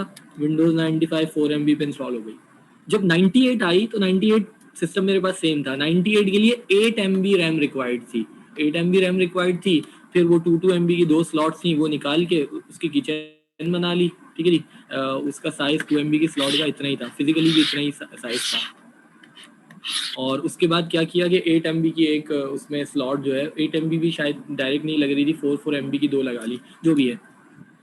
तो कहने का मतलब है कि आप उस ज़माने के सिस्टम को देखें कि उस ज़माने के सिस्टम्स में क्या था। उस ज़माने के सिस्टम में कुछ भी नहीं था। और अभी अच्छा, फिर अगर हम बात करें तो 99 वगैरह में 586 आया। देन 586 के बाद जो है वो पेंटियम आ गया था। पेंटियम 1 आ गया था ये 2000 के अराउंड में। तो पेंटियम 1 जब आया तो विंडोज़ 98 ही ज़्यादातर यूज़ कर रहे थे। बट 2000 में फिर वो विंडोज़ मिलीनियम आ गई थी, मी के नाम से विंडोज़ मिलीनियम एक आ गई थी। उसके लिए रैम जो है वो 16 MB रिक्वायर्ड थी। बट सिस्टम क्या थे? पेंटियम 1 कुछ भी नहीं था। पेंटियम 1 133 मेगाहर्ट्ज था। 133 मेगाहर्ट्ज का प्रोसेसर था। अभी अगर आपके पास जो मोबाइल है उसमें तो रैम ही इतनी है जो इससे कहीं ज़्यादा है। ठीक है जी, रैम और रोम और फिर उसका प्रोसेसर, और फिर प्रोसेसर भी इस सिस्टम में तो एक ही प्रोसेसर था ना। आपके पास तो जो मोबाइल है, मेरे ख्याल से मोबाइल में 4 प्रोसेसर लगे हुए हैं, क्वाड कोर हैं। तो ये ऑक्टा कोर हैं, पता नहीं कौन कौन से हैं। इसका मतलब है ये जो क्वाड कोर, ऑक्टा कोर वगैरह, ये एक ही सिस्टम में एक से ज्यादा प्रोसेसर हैं। इस सिस्टम में एक ही प्रोसेसर था, वो 133 मेगाहर्ट्ज का था या 66 मेगाहर्ट्ज का था। अब आपके पास जो सिस्टम है उसमें एक सिस्टम में 4 या 8 प्रोसेसर्स लगे हुए हैं, और एक प्रोसेसर्स भी वो कुछ गीगाहर्ट्ज में है। 1.2 1.4 पता नहीं 2.4 कितना है ये जो मोबाइल्स आपके पास आ रहे हैं। तो आजकल के जो मोबाइल हैं ये आज से 20 साल पहले के कंप्यूटर से तो थाउजेंड्स टाइम्स और मोर देन 1000 टाइम्स जो है वो एफिशिएंट है। बट हैं ये सारे डिजिटल। और दूसरी चीज़ ये कि मैं हमेशा स्टूडेंट से ये कहता हूँ कि अगर अगर ये सिस्टम नहीं होता तो डेफिनेटली वो भी नहीं होता जो आपके हाथ में है जिससे अभी आप क्लास ले रहे हैं। या अगर इससे और पीछे चले जाएं मार्क 1 वगैरह पे, तो जो बिल्डिंग्स के जितने बड़े बड़े सिस्टम्स थे, अगर वो सिस्टम नहीं बनते तो ये भी नहीं बनते। क्योंकि एवोल्यूशन का प्रोसेस तो है ना, जब कोई चीज़ बनेगी तो वो एवोल्यूएट होगी एंड देन वो आगे की तरफ जो है वो मूव होगी। तो यहाँ भी ये देखिए 540 की जो हार्ड डिस्क थी, ये एक अच्छी खासी बड़ी हार्ड डिस्क हुआ करती थी।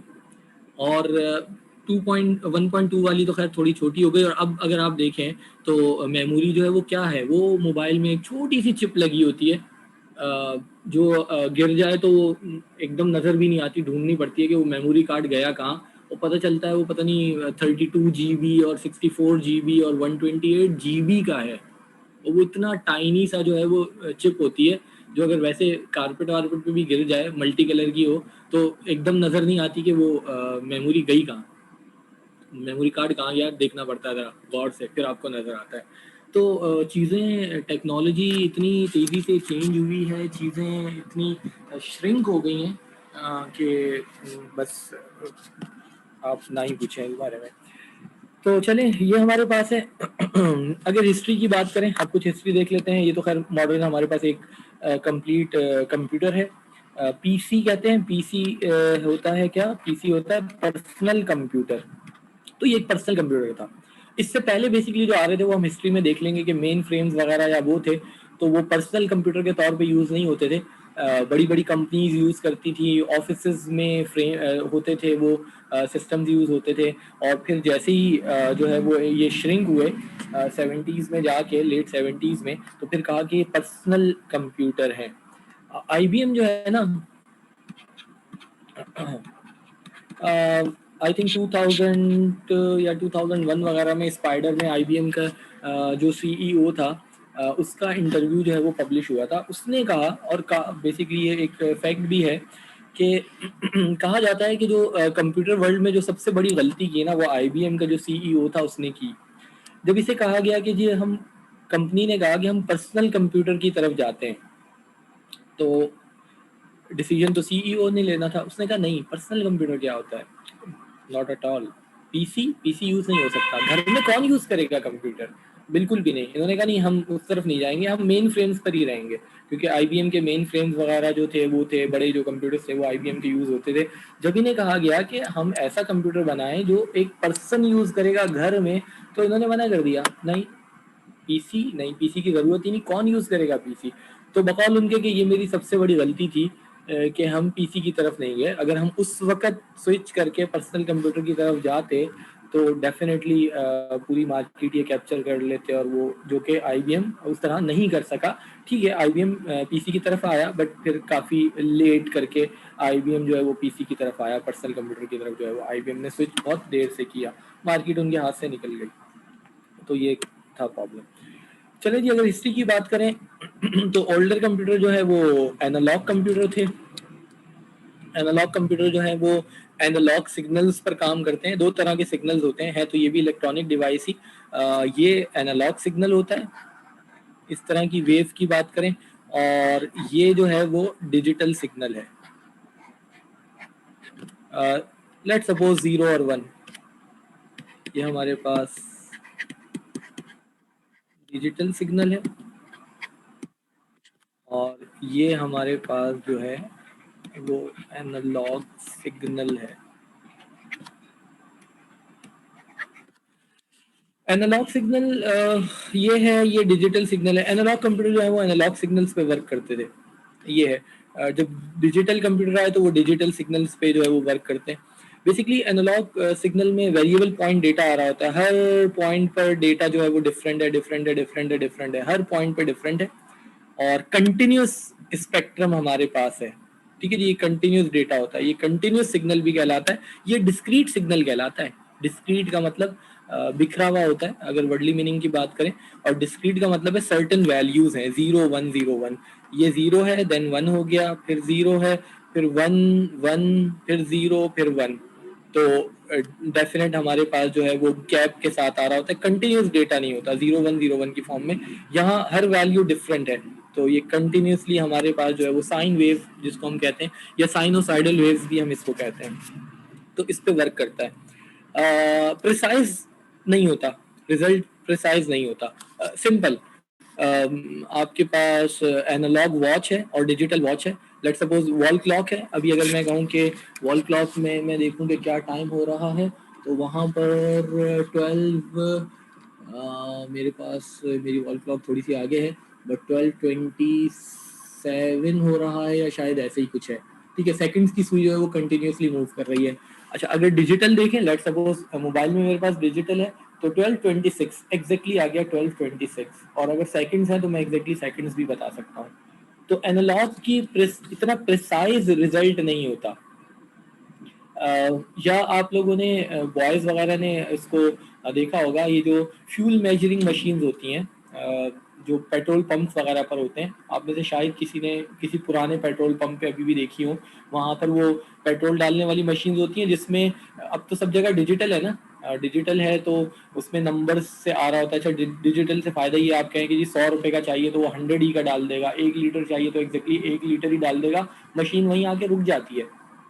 अगर कुछ पुराने पेट्रोल पंप्स हो, अच्छा बाय द वे, नीपा पे सातकैन के बैक साइड पे, यानी अगर आप नीपा से वो जौहर नहीं, गुलशन चुरंगी की तरफ जाएं, यानी सातकैन के बैक साइड पर एक पेट्रोल पंप था, वो अभी रिसेंटली गिरा दिया है, वहाँ पर कोई बिल्डिंग विल्डिंग बनाएंगे। ठीक है, तो वहाँ पर एनालॉग मशीन लगी हुई थी, तो एनालॉग मशीन में वही उसका मीटर वो गोल गोल घूमने वाला, आपने बोला कि यार 100 रुपये का चाहिए, तो ठीक है वो गोल गोल घूम रहा है, और वो उसमें रोकना है, वो 99 पे रोक दिया या 101 पे रोक दिया, वट एवर जो भी है, एनालॉग मीटर। या जो बिजली के मीटर पहले थे वो एनालॉग थे, अभी सुई गैस के शायद अभी तक एनालॉग हैं, अगर आप देखेंगे तो वो रिवॉल्व राउंड मूव कर रहे होते हैं। जो बिजली के हैं वो शायद डिजिटल ही हो गए हैं सब जगह, तो उसमें नंबर्स की फॉर्म में आ रहा होता है। तो डिजिटल जो है वो बहुत ही ज़्यादा प्रिसाइज रिजल्ट देता है, और एनालॉग में जो है वो इतनी प्रिसिशंस नहीं है, इतना एक्यूरेसी जो है वो नहीं होती। प्लस ये है कि वो एनालॉग जो है वो इतना फास्टर भी नहीं होता as compare to digital. Digital data जो है डिजिटल सिग्नल जो है वो ज़्यादा फास्टर होता है एज़ कम्पेयर टू एनालॉग। इसलिए अब हमारे इस पे जो मॉडर्न सिस्टम जितने हैं वो थोड़ा डिजिटल कंप्यूटर हैं, इसी के ऊपर बेस, इस टेक्नोलॉजी पे बेस करते हुए वर्क जो है वो कर रहे होते हैं। तो जो ओल्डर अगर हम बात करें तो वो एनालॉग हमारे पास जो है वो कंप्यूटर थे, ठीक है जी। बट होता ये है कि डिजिटल की अपनी बहुत सारी ख़ासियत हैं, खसूसियात हैं, बहुत सारी चीज़ें। एनालॉग की अपनी प्रॉपर्टीज़ हैं। जब भी हमें फिजिकल क्वांटिटीज़ को मेजर करना होता है, जब भी हमें इन्वायरमेंट से इनपुट लेना होता है, तो इन्वायरमेंट जो इनपुट देता है ना वो सीरीज़ की फॉर्म में देता है। लेट्स सपोज मैं इतनी देर से बोल रहा हूँ और ये जो मैं बोल रहा हूँ ना ये एक वेव ही बन रही है, ये एक वेव है। ये वेव बन रही है और आपका एयर जो है वो इस वेव ही को जो है वो कैच कर रहा है एंड देन वो आपके ब्रेन में जा रही है और वो फिर प्रोसेस होने के बाद जो है वो आप अंडरस्टैंड कर रहे हैं कि मैं क्या बोल रहा हूँ। बट ये कंटिन्यूसली डेटा की फॉर्म है और ये एनालॉग डेटा है। तो इन्वायरमेंट से जो डेटा लिया जाता है ना वो एनालॉग ही होता है। अब अगर कैमरा कुछ कंप्यूटर में इनपुट डिवाइस में एक कैमरा ही है, आप उसी से कुछ कैप्चर कर रहे हैं या और कुछ सेंसर्स लगे हुए हैं। अब जो अभी हमने बात की कि जिस तरह ह्यूमन सेंस कर रहा होता है और इनपुट ले रहा होता है, तो हम कंप्यूटर को भी उसी तरफ लेके जा रहे हैं, ले गए हैं काफ़ी हद तक और जा रहे हैं। तो कंप्यूटर भी डिफरेंट सेंसर से जो है ना वो इनपुट ले रहा होता है। जिस तरह हम आंखों से देखते हैं, कंप्यूटर में पहले तो सिर्फ कीबोर्ड या माउस या यही चीज़ें थी, या अभी टच स्क्रीन वगैरह कैमरे लगे हुए हैं, वहाँ से इनपुट आ रहा है कंप्यूटर में, डिफरेंट तरीके से इनपुट आ रहा है। तो वो इनपुट जो इन्वायरमेंट से आता है ना वो तो एनालॉग ही होता है। बट कंप्यूटर तो एक डिजिटल, मॉडर्न कंप्यूटर तो एक डिजिटल मशीन है, वो डिजिटल सिग्नल पे काम करती है। तो होता क्या है कि ये एनालॉग डेटा फिर कन्वर्ट होता है डिजिटल में एंड देन वो कंप्यूटर के पास जो है वो जाता है। फ्यूल मेजरिंग मशीन जो है, पेट्रोल पंप पे जो मशीन लगी हुई है, वो जो पेट्रोल डालने वाली जो मशीन है, उसमें जो इनपुट आ रहा है ना वो एक फिजिकल क्वांटिटी है। वो पेट्रोल आ रहा है ना वो तो कंटिन्यूसली आ रहा है, वो रुक रुक के नहीं आ रहा होता। जैसे बाय द वे इन्होंने कुछ घपला किया होता है, वो रुक रुक के ही आ रहा होता है शायद, ठीक है जी। तो अब वो कंटिन्यूसली डेटा है, बट जो आउटपुट आ रहा है ना वो आपको डिजिटल फॉर्म में अब आ रहा है। तो ये जो मशीन्स होती हैं ना हाइब्रिड मशीन्स कहलाती हैं, जो कि फिजिकल क्वांटिटीज को लेके एंड देन आउटपुट आपको उसमें दे रही होती है। तो हाइब्रिड दोनों टेक्नोलॉजी पे काम कर रही हैं। और वैसे कंप्यूटर में अगर है तो वो जो सिग्नल है वो उसको डिजिटाइज करके देन कंप्यूटर को जो है वो दिया जा रहा होता है इस तरीके से। ठीक है जी। तो ये पुराने कंप्यूटर जो थे वो एनालॉग थे। अच्छा, ये अगेन ये भी एक एनालॉग कंप्यूटर ही की एक एग्जांपल है। अच्छा, अगेन आप बोलेंगे कंप्यूटर की डेफिनेशन पे तो ये पूरा नहीं उतरता, इनपुट आउटपुट और स्टोर करेगा, प्रोसेस करेगा, यहाँ स्टोरिंग का कुछ नहीं। बट जो पुराने वाले हैं, अब अगर इबैकस की बात कर लें, यहाँ कहीं इबैकस दिया हुआ होगा, ये इबैकस, तो ये इबैकस को भी हम कहेंगे कि ये कंप्यूटर ही है, वो कि कुछ भी नहीं है मगर ये कंप्यूटर है। देखिए वजह ये है कि अगर ये इबैकस नहीं होता तो फिर अभी जो हमारे हाथ में कंप्यूटर है ना वो भी नहीं होता। अगर ये नहीं होता तो वो भी नहीं होता, क्योंकि ये आया, फिर यही एवोल्यूएट होता रहा होता रहा होता रहा, फिर ये मशीन में कन्वर्ट हो गया, ये मैनुअल था, फिर इलेक्ट्रिसिटी से चला दें, फिर वो एनालॉग था, फिर और इसमें कुछ होना चाहिए और, क्योंकि इंसान किसी हाल में खुश नहीं होता और हमेशा अच्छे की जस्तजू करनी चाहिए। तो एवोल्यूएट होते होते होते होते वो उस फॉर्म में आ गया जो अभी हमारे हाथ में है। ये जो हमारे हाथ में एक कंप्यूटर है ये डायरेक्टली नहीं बनाया जा सकता था, ये पूरा एक एवोल्यूशन के प्रोसेस से गुजर कर यहाँ पर आया। हाँ, अब हम कहते हैं कंप्यूटर की डेफिनेशन के लिए कि वो 4 पार्ट्स होने चाहिए, वो चारों यूनिट्स होने चाहिए, वो कि वो इसमें नहीं थे, बट इसको भी हम कहेंगे कि ये कंप्यूटर है।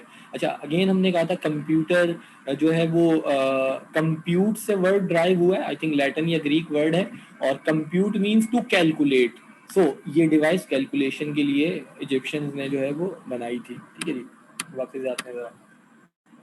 तो ये भी एक एनालॉग कंप्यूटर है। ये स्लाइडर हमारे पास जो है रूलर है, और ये आप लोगों ने यूज़ किया होगा, क्या बोलते हैं इसको, वर्नियर कैलिपर होता है, और ये क्या होता है, इस वर्नियर कैलिपर ही होता है। हाँ, वर्नियर कैलिपर है। एक स्क्रू गेज होता है वो भी है, ये वर्नियर कैलिपर है, ये भी है। तो स्लाइडर रूल ये आपने इंटर में यूज़ किया होगा ना, मैट्रिक में भी यूज़ किया होगा। डेप्थ वगैरह को मेजर करने के लिए जो है वो यूज़ किया जाता है, टेस्ट ट्यूब वगैरह की कुछ इस तरह के प्रैक्टिकल किए होंगे।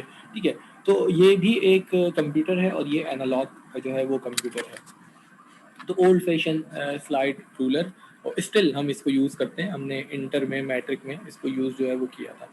और एक स्क्रू गेज भी था जो कि डायामीटर वगैरह को और इस तरह की चीज़ों को, थिकनेस वगैरह को मेजर करने के लिए यूज़ किया जाता है, और ये जो है वो डेप्थ वगैरह को, हाइट वगैरह को मेजर करने के लिए जो वो यूज़ किया जाता है। 2 तरह के हमारे पास रूलर होते हैं।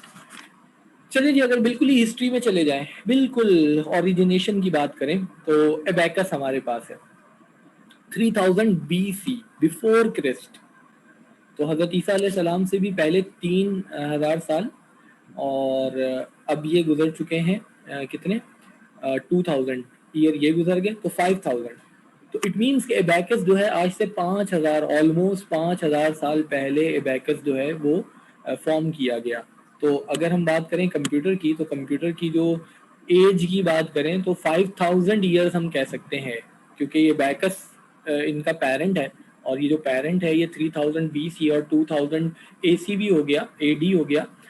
तो AC कहें, AD कहें, आफ्टर क्रिस्ट, और ये आफ्टर डेथ कहते हैं। तो 2000 3000, तो इट मीन्स 5000। तो 5000 ईयर्स अगो जो है ये एबैकस जो है वो बनाया गया था। तो फर्स्ट कैलकुलेटिंग डिवाइस है जनाब इजिप्शियंस ने बनाई थी, ठीक है। उस ज़माने में वो बहुत ज़्यादा मॉडर्न थे, बहुत ज़्यादा पढ़े लिखे थे, सारी चीज़ें थी इजिप्शियंस के पास। तो उन्होंने जो है वो ये एबैकस जो है वो बनाया था, और स्टिल यूज़ हो रहा है चाइना में, जापान वगैरह में। इंग्लिश मूवीज़ में शायद आपने चाइनीज़ वाइनीज़ जहाँ दिखाते हैं तो वहाँ कहीं बैकस वैकस भी दिखा देते हैं, या गैंगस्टर्स वगैरह होते हैं वो खेल रहे होते हैं, वट जो भी है देखा होगा। तो एडिशन सब्सट्रैक्शन वगैरह के लिए इनिशियली यूज़ हुआ, एंड देन फिर वो मॉडिफाई होकर डिवीजन और मल्टीप्लिकेशन की तरफ भी चला गया, और फिर स्क्वायर रूट और क्यूब रूट वगैरह भी किया। ये चाइनीज़ ने बीच में इंट्रोड्यूस इसमें किया था, किस तरह यूज़ करते होंगे, ठीक है जी।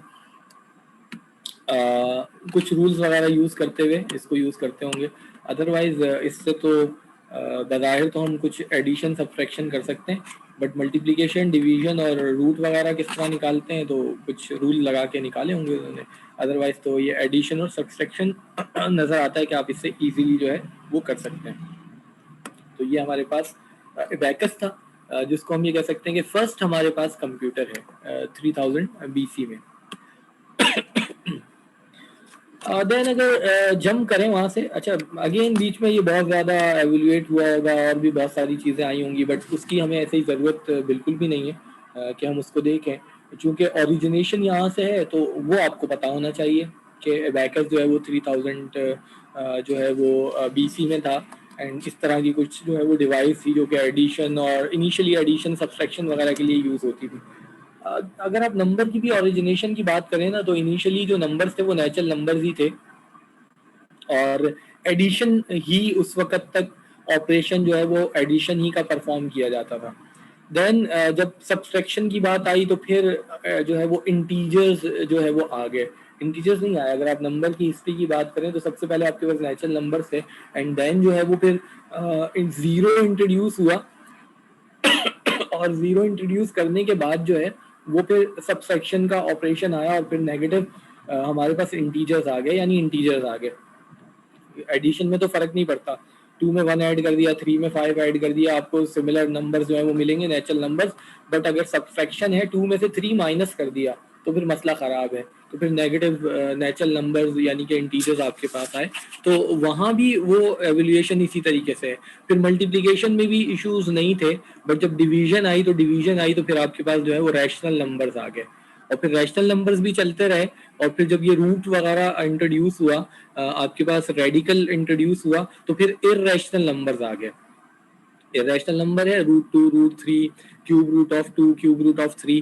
अब अगेन ये वो नंबर हैं जो कि रैशनल नहीं है, इनका डेसिमल जो है टर्मिनेटिंग नहीं है, ना तो रिपीटेड है, पैटर्न रिपीट नहीं होता, और अनटर्मिनेटेड अनरिपीटेड।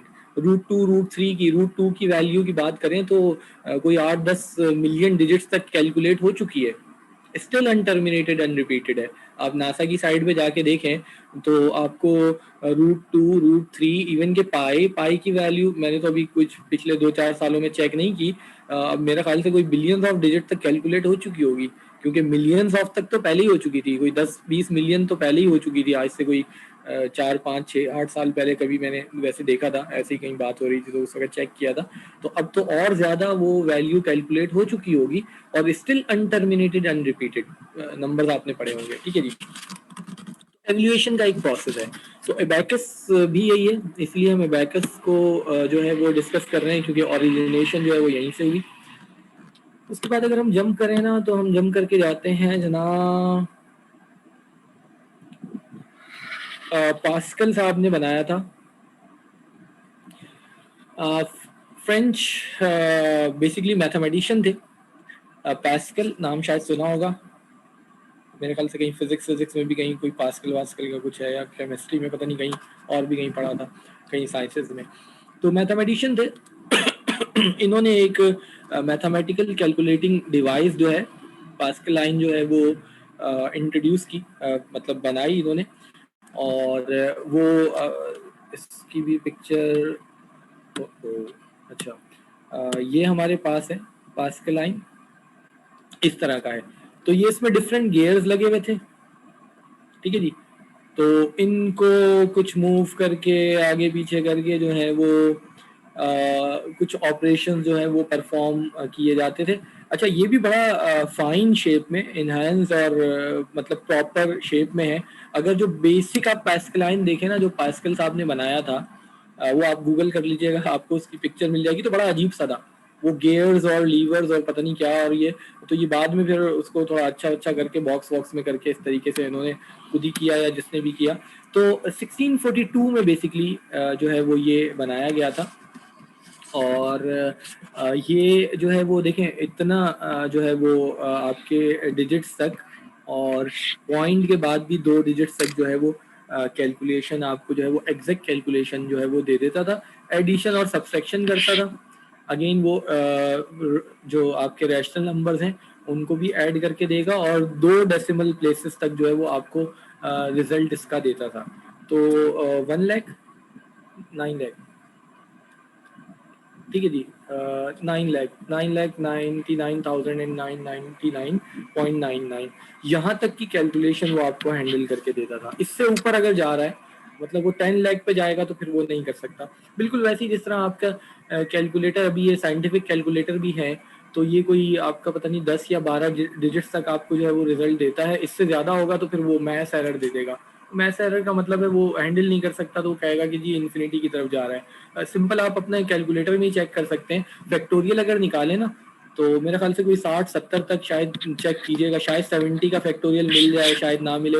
ऊपर नीचे करके देखिएगा, इससे नीचे के या 60 का देख लीजिएगा, आपका कैलकुलेटर दे देगा। इससे ऊपर जाएंगे ना तो वो फिर मैथ्स एरर देगा। अच्छा वो मैथ्स एरर इसलिए दे रहा है क्योंकि वो उससे ज़्यादा हैंडल नहीं कर सकता, उसकी मेमोरी उससे ज़्यादा स्टोर नहीं कर सकती।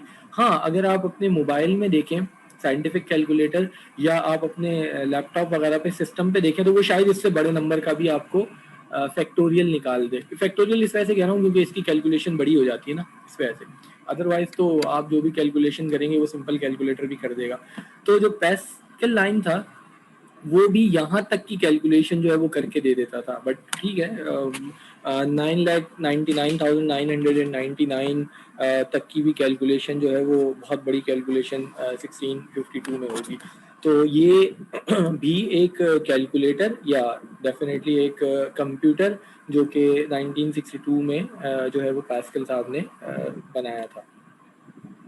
ये उसकी पिक्चर है। उसके बाद डिफरेंस इंजन आया था, चार्ल्स बेबेज, जिनको बेसिकली सुना ही होगा आपने, फादर ऑफ मॉडर्न कंप्यूटर भी कहा जाता है। 1883 में ये भी मैथमेटिशियंस थे कैम्ब्रिज यूनिवर्सिटी में, और इन्होंने जो है वो लेडी ऑगस्टा के साथ मिलके जो है वो एक डिवाइस जो है वो बनाई थी। और वो डिवाइस जो है वो अलजेब्रिक एक्सप्रेशंस को भी सॉल्व कर लेती थी और ज़्यादा इंफॉर्मेशन को हैंडल कर लेती थी। ये इस तरह की डिवाइस थी। ये डिफरेंस इंजन है। ये अगेन वो इनिशियल उसका डिफरेंस इंजन है। ये म्यूजियम में ही रखा हुआ है, वहीं की कोई पिक्चर है। एंड देन ये है, ठीक है जी। तो ये उसका एक पार्ट बनाया होगा, देन एवेल्युएट करके और कुछ, तो इस फॉर्म में। अब अगर आप इसका साइज भी देख लें तो ये मैथमेटिकल कैलकुलेशंस करती थी और अलजेब्रिक एक्सप्रेशंस को भी सॉल्व करके देती थी। बट साइज और ये सारी चीज़ें देखें तो काफ़ी ह्यूज टाइप की मशीन है। बट डेफिनेटली यही मशीन है जो कि फिर बाद में ट्रांसलेट होते होते जो है वो मार्क 1 की फॉर्म में आई, which is the modern first modern जो है वो हम कहते हैं कि हमारे पास कंप्यूटर था। और अगेन वो भी एक जो है वो 2 मंजिला इमारत के बराबर था, आपकी डबल स्टोरी बिल्डिंग के जितना था साइज में। वो डेफिनेटली उसका हार्डवेयर जो था उसमें वैक्यूम ट्यूब्स वगैरह यूज हुई हुई थी, तो बहुत ही ह्यूज किस्म का उसका साइज था। बट फिर अचानक ही वो श्रिंक हो गया। हम डिस्कस करेंगे जब आईसी बनी तो आईसी ने सारी चीज़ों को जो है वो रिप्लेस कर दिया। और फिर बेसिकली ट्रांजिस्टर जब बना ना, ट्रांजिस्टर ने एक एवोल्यूशन लेके आया और वो सारे सर्किट्स को उसने एक छोटे से जो है ना वो ट्रांजिस्टर में क्या किया कि उसको क्लोज कर दिया, और फिर वो जो 1000 ऑफ ट्रांजिस्टर्स थे वो एक आईसी में क्लोज हो गए। और फिर अगेन इंसान किसी हाल में खुश नहीं ना, तो फिर उसी आईसी को और कर करके अब ऐसा हो गया है कि आपके पास जो एक छोटा सा कंप्यूटर है वो, इनको तो छोड़ ही दें, आज से 20 साल पहले के भी कंप्यूटर के मुकाबले में साइज देख लें और एफिशिएंसी और ये सारी चीज़ें देख लें। तो डिफरेंस इंजन जो है वो चार्ल्स बेबेज 1833 इन्होंने जो है वो डेवलप करके दिया था, जो कि स्टोर भी करता था इंफॉर्मेशन, और उसके साथ साथ जो है वो नंबर्स की कैलकुलेशन भी कर रहा है और अलजेब्रिक एक्सप्रेशन को भी सॉल्व करके दे रहा है। तो मॉडर्न कंप्यूटर के जो जद्दे अमजद हैं या जिन्हें बाबा आदम कहा जाए वो ये चार्ल्स बेबेज है। इनका डिफरेंस इंजन जो था वो था, फिर वो फर्दर एवल्यूएट हुआ। ठीक है जी। देन पंच कार्ड हमारे पास आ गया। अच्छा, फिर बहुत सारे हैं अगर आप देखें तो उसके बाद इतनी डिवाइसेस डिफरेंट डिफरेंट ऑपरेशंस को परफॉर्म करने के लिए बनती रहीं, बट जो बीच में कुछ फेमस थी जो जिनका इम्पैक्ट कुछ ज़्यादा था उनको हम यहाँ पर जो है वो सिर्फ डिस्कस करेंगे। अच्छा, अगेन ये बात हम पहले भी कर चुके हैं कि ये सारी चीज़ें मतलब रटने की ज़रूरत नहीं है। आपने ईयर्स भी कर लिए, ये सारे कर लिए, ठीक है। एबैकस पता हो कि 3000 BC था। देन आपको पता होना चाहिए कि जो डिफरेंस इंजन है वो किसने बनाया, या पास्कल लाइन तो उनके नाम से ही है। ये इस तरह के कुछ नेम्स वगैरह या वो आपके थोड़ी कुछ टर्म्स जहन में होनी चाहिए, बट एग्जैक्टली आप ईयर्स याद करें या ये करें इसकी ऐसे ज़रूरत आपको ऐसे है नहीं, कहीं यूज़ नहीं होंगे, कोई ज़रूरत भी नहीं है। पंच कार्ड चूंकि बहुत ज़्यादा फिर बाद में भी यूज़ होता रहा। 1819 में हरमैन साहब जो थे अमेरिकन थे, उन्होंने इसको इन्वेंट किया था। और इसमें बेसिकली जो है वो एक पंच कार्ड सिस्टम था। इवन के ये सिस्टम जो है ना पाकिस्तान स्टील में जो है वो 80s में, मिड ऑफ 80s में भी यूज़ होता रहा। मैंने खुद देखा पाकिस्तान स्टील में जो अटेंडेंस सिस्टम था वो पंच कार्ड सिस्टम था। तो जो एम्प्लॉयज सुबह जाते थे वो जाके वो पंच कार्ड से अपनी अटेंडेंस जो है वो पंच करते थे। बड़े बड़े कार्ड्स थे, तकरीबन लीगल साइज के ना लेंथ में लीगल थे, और लीगल पेज को अगर आप डबल कर लें तो वो हाफ इस तरीके से होंगे। तो पंच कार्ड होते थे। मेरे फादर थे, मैं उनके साथ कई दफ़ा जाना हुआ, तो वो वहाँ पर मैंने देखा कि वो इस तरीके से जो है वो वहाँ पर यूज़ हो रहे होते थे। बाद में फिर इन्होंने मेन फ्रेम वगैरह यूज़ किया और कोबोल और डिबेस वगैरह में अपना सिस्टम बनाया, वो बाद में फिर अलग हुआ, बट पंच कार्ड सिस्टम बहुत अरसे तक यूज़ होता रहा। अच्छा, फिर ये था कि सिस्टम बनाने के बाद जब पंच कार्ड को इन्होंने ख़त्म कर दिया तो फिर अटेंडेंस का मैनुअल सिस्टम लगा दिया। ये एक अजीब सी बात है कि वो डिपार्टमेंट में रजिस्टर रख दिया और वहाँ पर अटेंडेंस होनी शुरू हो गई, और फिर वो रजिस्टर्स जाते थे एंड देन मैनुअल रजिस्टर जिस तरीके से होते हैं, लेट्स सपोज हमारे डिपार्टमेंट में भी है, और उससे फिर सैलरी वगैरह जो है वो बनना करती थी। ठीक है जी। 12:45 पे आपकी क्लास है, बस ऑफ करते हैं, हमारी मीटिंग भी 2 मिनट में एंड होगी, तो बस जल्दी से इसको वो करते हैं। ठीक है जी। तो ये punch card system, punch card की मशीन बनाई थी, और बेसिकली मशीन जो है वो सेंसस के लिए यूज़ की गई थी, जो डेवलप हुई थी ना सेंसस के लिए, मरदमशुमारी के लिए इन्होंने इस मशीन को बनाया और इसको यूज़ भी किया। यूएस सेंसस ब्यूरो जो है वो उसने इस मशीन को यूज़ किया था। Capable of reading numbers, characters and special symbols. वो कार्ड्स के ऊपर होते थे और वो कार्ड्स के ऊपर से यूज़ करती थी। यहाँ भी जो लेट सपोज पाकिस्तान स्टील में थी ना, तो कार्ड था और उस पर वो ऊपर नाम और टाइप होता था बाकायदा। वो टाइप राइटर से टाइप कर देते थे नेम, पर्सनल नंबर, डिपार्टमेंट वगैरह वट जो भी है, एंड देन वो एम्प्लॉय जाके वो कार्ड उसमें करते थे और वो उसको रीड करके और फिर जो भी उसके बैक एंड पे अटेंडेंस का प्रोसेस था वो प्रोसेस जो है वो परफॉर्म होता था। यहाँ पे ये सेंसस के लिए जो है वो यूज़ कर रहे थे, बट ये पंच कार्ड इस तरीके से था। ठीक है, ये है पंच कार्ड मशीन। अगर देखा जाए तो ये कुछ बिल्कुल इनिशियल बेसिस पे कुछ इस तरह का है, और अगर आप ये देखें तो ये टाइप राइटर टाइप का, और ये भी बड़ा अजीब सा ही है, और देन वो कुछ इनहेंस होके जो है वो इस फॉर्म में जो है वो आ गया। चलें ऐसा करते हैं, इसको यहीं तक रखते हैं। आपकी क्लास भी है, ये मार्क 1 फिर बाद में बात करेंगे, जो कि पहला हमारा मॉडर्न कंप्यूटर है। किसी के ध्यान में कोई क्वेश्चन है तो पूछ लीजिए, अदरवाइज हमारी मीटिंग भी एंड होने वाली है, with in a minute and हो जाएगी। तो फिर नेक्स्ट क्लास में हम जो है वो उसको डिस्कस करेंगे। ठीक है जी, कोई क्वेश्चन है? नहीं है तो अल्लाह हाफिज़, फिर मिलते हैं बाद में। सही जी, ओके, थैंक यू। ला